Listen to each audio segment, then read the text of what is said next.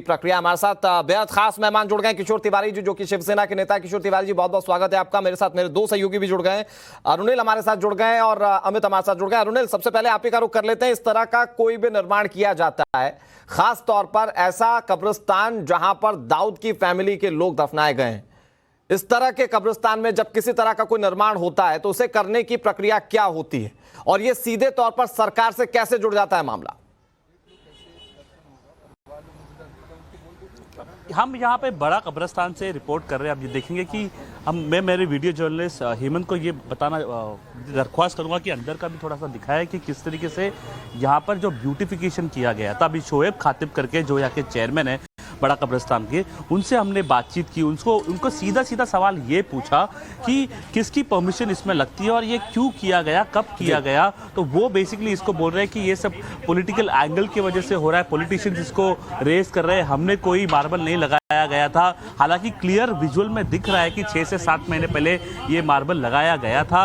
ये जो लाइटिंग अभी यहाँ पे लगाई गई थी, क्योंकि टाइम्स नाउ 9/12 बार बार ये खबर को दिखा रहा है और दिखा रहा है कि किस तरीके से 1992 के बॉम्बे ब्लास्ट के जो मेन कॉन्विक्ट है, जो गुनहगार है, जिनको फांसी दी गई थी और जिनको यहाँ पर बाद में दफन किया गया, वहाँ पर कैसे लाइटिंग किया गया है। और बीजेपी बोल रही है कि वहाँ पर एक मज़ार भी बनाया जा रहा है, ऐसा बीजेपी का एलिगेशन है। और उन्होंने सीधा सीधा ये एलिगेशन उद्धव ठाकरे पे लगाया है और महाविकास आघाड़ी की जो सरकार थी उस पर लगाया है, ये बोलते हुए कि कोविड का बहाना लेते हुए कोविड के वक्त पे ये सब किया गया और जानबूझ के किया गया ताकि कुछ लोगों को खुश किया जा सके इस पूरी प्रक्रिया से। हालांकि हमने अरविंद सावंत से भी बात की, जो कि नेता है उद्धव ठाकरे कैंप के, यहाँ के लोकल वो एमपी भी है, खासदार भी है, उनसे बात की। उन्होंने ये बोला कि इस पे इंक्वायरी बैठनी चाहिए और जो भी गुनहगार है उसके अगेंस्ट में आप एक्शन लेना है, आप एक्शन ले सकते हो, इसमें हमारा कुछ लेना देना नहीं है। बट एक्शन तो लिया जाएगा क्योंकि पुलिस पहुंच गई है, इस पूरे मामले में कानूनी कार्रवाई भी हो रही है।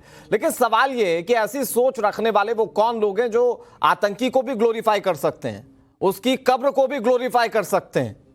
मैं एक बार फिर से आपका रुख करूंगा। हमारे साथ किशोर तिवारी जी, बेहद खास मेहमान जुड़े हुए। किशोर तिवारी साहब, ये होना चाहिए था कि नहीं होना चाहिए था? हमारे देश में क्या ये दिन भी देखने पड़ेंगे कि किसी आतंकी की कब्र को, जिसने 250 से ज्यादा लोगों को मौत के घाट उतारा हो, उसकी कब्र का भी रंग रोगन किया जाएगा, उसके कब्र पर भी क्या लाइट्स लगाई जाएंगी? ये होगा हमारे देश में अब?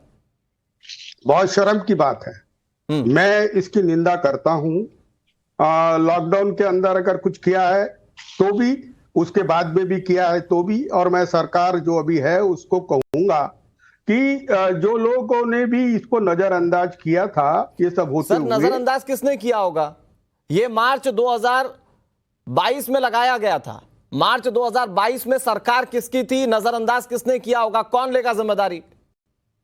नहीं, ये देखो, जवाबदारी तो फिक्स होनी चाहिए। आपने कहा कि कौन करेगा, तो देखो, कब्रिस्तान management committee day to day affairs में ख्याल देती है और बीएमसी का एक प्रोटोकॉल है कि जो परमिशन देता नहीं है, तो अब बीएमसी पे, वहां पे एडमिनिस्ट्रेटर है, लेकिन वहां पर मैं देख रहा हूं कि बहुत सारे लोगों ने अवैध निर्माण कर लिया है। लेकिन ग्लोरिफिकेशन एक आतंकी का करना या बॉम्बे ब्लास्ट के एक्यूज का करना, और जो डायरेक्टली इन्वॉल्व था, ये वेदना देने वाला है। लेकिन अगर बीजेपी कहती है कि कोरोना काल के अंदर जो पूरा लॉकडाउन था या 22 के अंदर भी, तो मुझे लगता है कि ये सब चीजें जब ख्याल में आई है तब उसको रेक्टिफाई करना ही उचित बात है। लेकिन किशोर तिवारी साहब, देखिए, किशोर तिवारी साहब, सवाल क्यों गंभीर है उसे समझने की जरा कोशिश कीजिए। मुझे अच्छा लगा आप इस बात को मानते हैं कि ऐसा नहीं होना चाहिए, लेकिन सवाल इस बात को लेकर है कि जिम्मेदार कौन है इसके लिए? अगर ये हुआ तो इसके लिए जिम्मेदार कौन है? क्योंकि अगर आपको बीएमसी से इसके लिए पूरे तमाम दस्तावेजों को साइन करवाना है, परमिशन लेना है, तो बीएमसी किसके हाथ में है, ये आप अच्छे तरीके से जानते हैं। दूसरी बात यह कि सर, अगर अवैध निर्माण आपके सत्ता में रहते हुए हो जाए, वो भी खास इस तौर पर सेंसिटिव जगह पर, तो सर सत्ता में बने रहने का फिर क्या हक है? या बतौर सत्ता में रहते हुए आपकी जिम्मेदारियां क्या हैं फिर?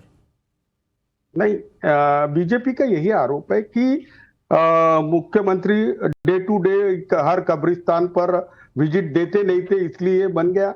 देखिए, बीएमसी का ये काम है, बीएमसी इसमें इन्वॉल्व रहती है। लेकिन मुझे जहां तक मालूम पड़ा कि कब्रिस्तान मैनेजमेंट कमेटी और केयर टेकर की ये फुल प्लेज रिस्पॉन्सिबिलिटी है। तो मुझे लगता है कि पहले मैनेजमेंट कमेटी के लोगों को, फिर केयर टेकर बोलकर जो है उसको। किशोर जी, आज तो आप केयर टेकर की भी बात करेंगे, आज तो आप बीएमसी की भी बात करेंगे। मैं तो ये कह रहा हूं कि जब आप सत्ता में थे, जब आपके शासनकाल में ये हो गया, तब आपने सत्ता में रहते हुए कोई कदम क्यों नहीं उठा लिया? आज तो मामला प्रकाश में आया तो नैतिक जिम्मेदारी बनती है कि आप इसको कंडेम करें। नहीं, ये देखो, सरकार कोई भी रहे, आतंकियों का उदात्तीकरण होता है, यह अशोभनीय बात है। ये मैं पहले क्लियर करता हूं। मैं अभी क्लियर कर दिया सर, आप जिम्मेदारी तो नहीं समझ रहे ना। एक मिनट, मैं बोल रहा हूं 10 सेकंड में सर, 10 सेकंड में। मैं आपको इतना ही कह रहा हूं कि मैं अभी हमारी सरकार नहीं है। अगर हमारे सरकार का कोई भी आज सरकार है या नहीं है, आज सर सवाल इस बात को लेकर है कि जब आप सरकार में थे तो क्या कर लिया? किशोर जी, आप टू द पॉइंट जवाब नहीं दे रहे। एक बार जरा सोचिए, मैं आ रहा हूं आपके पास। अमित, उस मानसिकता को लेकर सवाल खड़े हो जाते हैं जहां पर पहले तो इस तरीके से कब्र को ग्लोरीफाई किया जाता है, उसका ब्यूटिफिकेशन किया जाता है, और फिर उसके बाद देश के अंदर कुछ नेता ऐसे भी हैं जो उसे भी डिफेंड करने को तैयार है। जी देखिए, यही सबसे बड़ी समस्या है। आप वोट के चक्कर में, राजनीति के चक्कर में आप वहां तक चले जाते हैं कि जो आतंकी है उसको ग्लोरीफाई करने की कोशिश करते हैं। ये सबसे बड़ी शर्म की बात है मुझे लगता है, चाहे कोई भी पॉलिटिकल पार्टी हो और किसी भी धर्म का हो। लेकिन आप आतंकी को और किसी क्रिमिनल को सिर्फ अपने फायदे के लिए अगर कर रहे हैं, वो भी पूरे देश के खिलाफ। मुंबई ब्लास्ट किसने नहीं देखा? सबने देखा, और कितने लोग उसमें चले गए, और उसकी वजह से पूरे देश में एक माहौल ही बदल गया। तो ऐसे में इस तरह के आतंकियों को ग्लोरीफाई करना, अगर आपको याद हो, आतंकियों की मदद के लिए कुछ लोग इस देश में ही हैं जो रात को सुप्रीम कोर्ट खुलवा लेते हैं कि उनको फांसी की सजा ना हो। ये अपने आप में, ये देश इंडिया में ही हो सकता है कि आतंकी, क्योंकि ये देश लोकतंत्र है, और इस लोकतंत्र का मजाक कैसे लोग उड़ाते हैं कि संविधान में जो अधिकार आम लोगों के लिए दिया गया है, वही अधिकार आतंकियों के लिए करने के लिए कुछ लोग चले जाते हैं। तो ये इस देश में कुछ ऐसे लोग हैं जो आतंकियों को भी अपने फायदे के लिए ग्लोरीफाई कर रहे हैं और करेंगे। लेकिन मुझे लगता है कि अब वक्त है कि ऐसे लोग को समझना चाहिए कि ऐसे लोग को ग्लोरीफाई करके, ऐसे लोग का समर्थन करके, ऐसे लोग के मकबरों को सजा करके आप क्या करेंगे? यानी कि ऐसे लोग को बड़ा करेंगे और दूसरे लोग इसके समर्थन में आकर इस तरह से और नए आतंकी खड़ा हो। यही चाहते हैं वोट के। मुझे लगता है कि ये सोचना चाहिए, चाहे कोई भी पॉलिटिकल पार्टी, उसमें पॉलिटिकल पार्टीज का नाम लेना या करना ठीक नहीं है। लेकिन ये एक बड़ी दिक्कत है इस देश में कि वोट के चक्कर में, राजनीति के चक्कर में आप वो जो थिन लाइन है वो भूल जाते हैं कि आपको मदद कहां तक करनी चाहिए, समर्थन कहां तक करनी चाहिए, और उस चक्कर में आप समर्थन के लिए सारी रेखाओं को पार कर जाते हैं। और उसी का एक उदाहरण है जो अब महाराष्ट्र में हुआ है। ठीक है किशोर जी, मैं आपके पास आ रहा हूं। एक बहुत छोटा सा सवाल मुझे शिवानी से ले लेने दीजिए, फिर आप जवाब दीजिएगा। शिवानी, जरा मुझे ये समझाइए, क्योंकि किशोर तिवारी शिवसेना के नेता बैठे हुए हैं, वो आज ये कह रहे हैं मोरालिटी के हिसाब से कि इस पूरे मामले में कार्रवाई होनी चाहिए, वो निंदा भी कर रहे हैं। लेकिन सिर्फ इतने से काम चल जाएगा क्या? अगर ब्यूटिफिकेशन का कार्य किया जा रहा था, अगर वहां पर ग्लोरीफाई करने की कोशिश की जा रही थी एक आतंकी की कब्र को, तो यह जिम्मेदारी तो सरकार की भी बनती थी कि इस तरह की तमाम चीजों को वो रोके जो तत्कालीन सत्ता में बैठा हुआ था।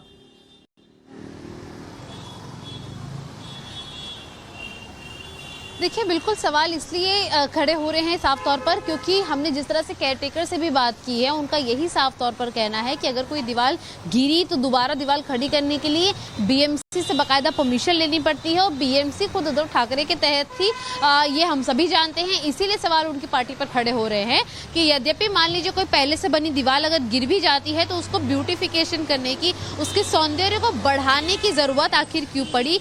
उसको दोबारा से, वो भी कोविड काल की अगर हम बात करें, कोविड काल एक ऐसा वक्त था जिसमें काफी सारी चीजों के ऊपर सरकारी तौर पर परमिशंस नहीं आ रही थी, मुख्यमंत्री खुद अवेलेबल नहीं थे बड़े ऑर्डर्स पास करने के लिए, कोविड को हर चीज के लिए प्रायोरिटी पर रखा गया था। तो उस दौरान ऐसी चीजों के लिए परमिशन आखिर क्यों दी गई थी? क्योंकि हमने जिस तरह से अपनी लाइव रिपोर्ट में ये भी दिखाया था कि वहां पे बोर्ड लगाया गया है बाकायदा ट्रस्टीज द्वारा, जिसमें लिखा गया है कि 1984 के बाद से किसी भी परिवार को किसी भी कब्र के लिए अलग से जमीन को पुख्ता नहीं किया जाएगा, यानी कि परमानेंट उस जमीन को किसी परिवार के नाम पे नहीं रखा जाएगा। लेकिन उसके बावजूद भी अगर अलॉट किया गया और जमीन बनाने की अगर परमिशन दी गई थी, तो परमिशन कहां से आई बीएमसी के किस अफसर से, उसकी जवाबदेही फिलहाल बनती है शिवसेना की। किशोर तिवारी जी, देखिए इसमें कई सारे पहलू हैं। देखिए और कई सारे पहलुओं पर बात करना जरूरी है। किशोर जी, मैं आ रहा हूं आपके पास, सवाल आपके लिए बिल्कुल तैयार है, लेकिन जो नेशनल कॉन्फ्रेंस के नेता की ओर से बयान दिया गया इस पूरे मामले में जो बेहद असंवेदनशील है, वो अपने दर्शकों को एक बार सुना देते हैं। यहाँ तो मिलिटेंट्स जो यहाँ भी सरगर्म थे, बहुत से लोग, अच्छी खासी आबादी लोगों की, उनको अपने हीरो मानते हैं, वो अपने हीरो मान रहे हैं। यहाँ भी हम जो मिलिटेंट आया, जिस वजह से भी आया, तहरीक को पुरअमन तरीक़ेकार इनको ज़िंदा रखने के लिए हैं, उन्होंने शिद्दत का रास्ता इख्तियार किया है। उसके बावजूद भी लोग उनको पसंद करते हैं। इसमें क्या करेंगे आप? इसी तरह बॉम्बे में भी छोटी बात नहीं है, चाहे वो मौक़िफ़ सही हो या गलत हो, जान देना छोटी बात नहीं है। ये मर्द ही दे सकता है जान। मुझे लगता है इससे ज्यादा असंवेदनशील बयान शायद ही भारतवर्ष में किसी ने भी सुना हो। प्रदीप, जान देना छोटी बात नहीं है, मर जाना छोटी बात नहीं है। वो कह रहे हैं कि लोग अपने हीरो बना लेते हैं, अपने हीरो चुन लेते हैं, उन्हें रोक पाना बड़ा मुश्किल है। लेकिन सवाल ये है कि 250 जानों का तो हिसाब किताब नेताजी आपको रखना पड़ेगा ना। आप उन परिवारों को कैसे भूल सकते हैं जिन लोगों ने अपनी जिंदगी गंवा दी? उन्हें कैसे भूल सकते हैं? जिस शख्स ने जान ली वो आपके लिए हीरो, जो मर गया उसकी कोई गिनती नहीं है।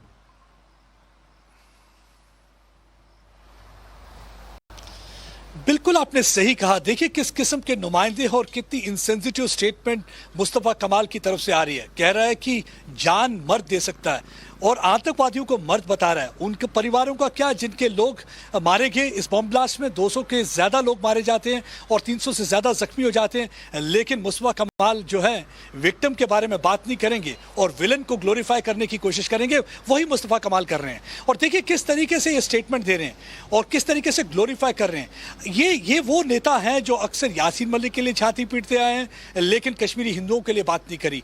ये वो नेता है, जब कुछ दिन पहले आपको याद होगा, हमारी editor in chief Navika Kumar ने जब उन्हें सवाल पूछा था फारूक अब्दुल्ला से, किस तरीके से इंटरव्यू छोड़कर भाग गए थे। सवाल क्या था? नादी मर्ग के लोगों के लिए पूछा गया था। सवाल क्या था? उन कश्मीरी हिंदुओं के लिए पूछा गया था जो 32 साल से न्याय मांगते हैं। लेकिन उस सवाल का जवाब नहीं दिया था। उल्टा उन्होंने क्या कहा था? उल्टा चोर कोतवाल को डांटे, कहा जी आप बीजेपी के हैसियत से सवाल पूछ रहे हैं। अरे बाबा, अगर सवाल लोगों के हित में पूछा जाए तो क्या बीजेपी वाले हो जाएंगे? जवाब देंगे तो क्या देंगे? प्रदीप, ये नेशनल कॉन्फ्रेंस के नेता की ओर से सामने आई टिप्पणी से साफ हो जाता है।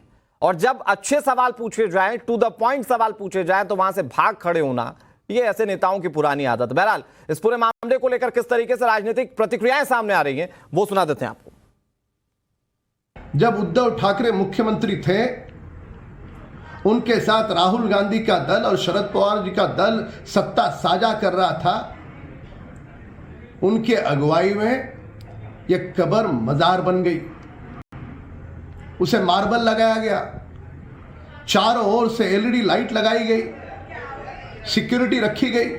भारतीय जनता पार्टी और उनके नेताओं की बहुत ही पुरानी आदत रही है कि किसी पार्टी से यदि लड़ नहीं सकते हो तो उसे बदनाम शुरू कर दो, और यही आज उन्होंने प्रयास किया है।